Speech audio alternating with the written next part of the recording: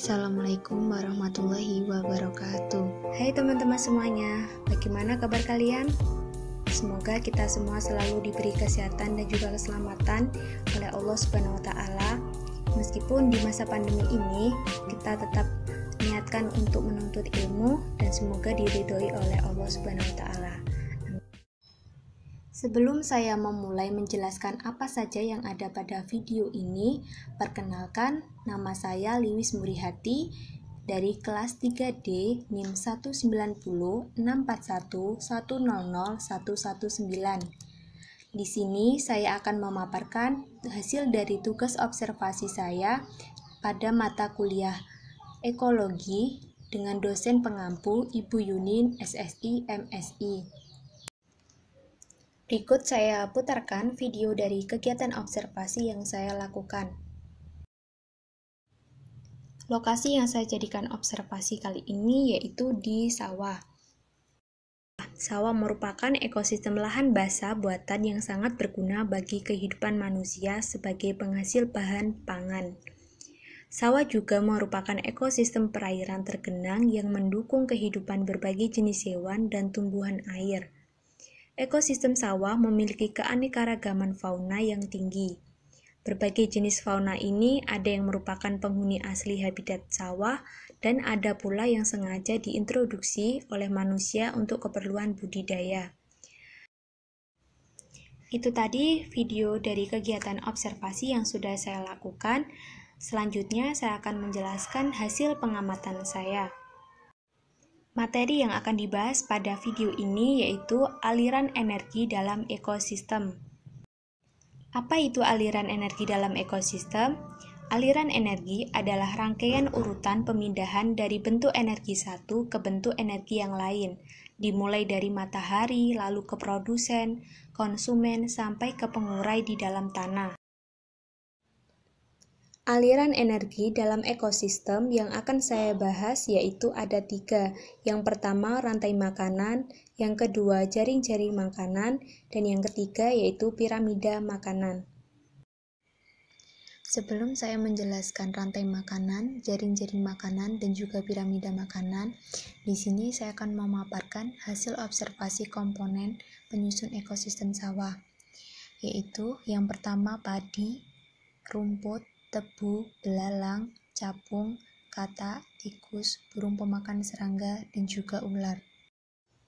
Rantai makanan. Apa itu rantai makanan? Rantai makanan merupakan proses makan dan dimakan yang terjadi pada makhluk hidup secara linier untuk mempertahankan kelangsungan hidupnya. Rantai makanan juga dapat diartikan sebagai tingkatan atau urutan makan dan dimakan antara makhluk hidup.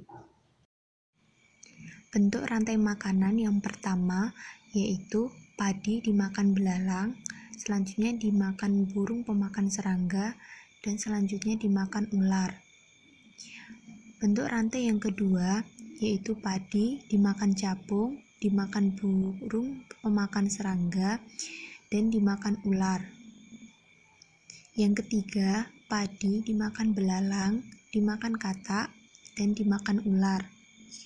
Yang keempat, padi dimakan capung, dimakan katak, dimakan ular. Yang kelima, padi dimakan tikus dan dimakan ular. Yang keenam, rumput dimakan belalang, dimakan burung pemakan serangga, dan dimakan ular. Yang ketujuh, rumput dimakan capung, dimakan burung pemakan serangga, dan dimakan ular. Yang kedelapan, rumput dimakan belalang, dimakan katak, dan dimakan ular. Yang kesembilan, rumput dimakan capung, dimakan katak, dan dimakan ular. Yang kesepuluh, tebu dimakan belalang, dimakan burung pemakan serangga, dan selanjutnya dimakan ular. Yang kesebelas, tebu dimakan capung, dimakan burung pemakan serangga, dan dimakan ular. 12. Tebu dimakan oleh belalang, dimakan katak, dan dimakan ular. Yang ke-13, tebu dimakan capung, dimakan katak, dan dimakan ular. Yang ke-14 terakhir, tebu dimakan tikus, dan selanjutnya dimakan oleh ular. Setelah membahas rantai makanan, materi yang akan saya jelaskan selanjutnya yaitu jaring-jaring makanan. Jaring-jaring makanan merupakan kumpulan dari beberapa rantai makanan yang saling berhubungan. Berdasarkan gambar di samping, rantai makanan yang sederhana tadi dapat membentuk rantai makanan yang rumit dan kompleks. Semakin rumit suatu rantai makanan, maka bisa dikatakan bahwa ekosistem tersebut berada dalam keadaan seimbang. Hal ini disebabkan hilangnya satu spesies dalam ekosistem bisa dengan cepat digantikan oleh spesies lain, sehingga rantai makanan tetap berjalan. Sebagai contoh, apabila populasi katak menghilang, maka ular masih dapat makan tikus sebagai alternatif makanannya. Hal ini dapat terjadi sebaliknya. Apabila populasi dari tikus menghilang, maka ular masih dapat memakan katak sebagai alternatif makanannya. Dan hal ini dapat terjadi pada spesies-spesies yang lainnya.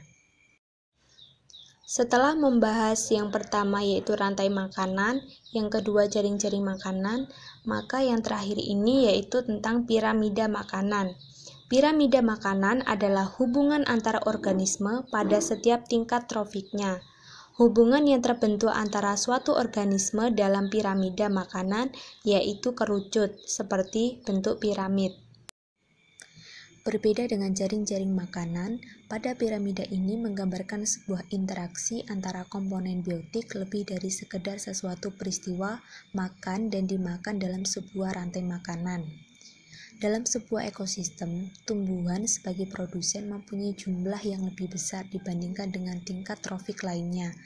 Jumlah produsen lebih banyak dibandingkan konsumen 1, konsumen 2, konsumen 3, dan seterusnya. Berdasarkan perbedaan tingkat ini, bisa digambarkan sebuah diagram bentuk piramida, seperti pada gambar berikut, di mana tumbuhan sebagai produsen, yaitu sebagai organisme autotrof yang bisa menghasilkan makanan sendiri, seperti pada contoh yaitu padi, rumput, tebu, dan konsumen tingkat 1, yaitu seperti belalang, capung, tikus yang langsung memakan tumbuhan tersebut. Dan untuk konsumen yang kedua, yaitu burung pemakan serangga, katak, dan ular. Dan untuk konsumen yang ketiga, yaitu ular. Demikian pemaparan hasil observasi yang sudah saya lakukan. Ada kurang lebihnya, saya mohon maaf. Saya ucapkan terima kasih. Semoga video ini bermanfaat untuk kita semua. Wassalamualaikum warahmatullahi wabarakatuh.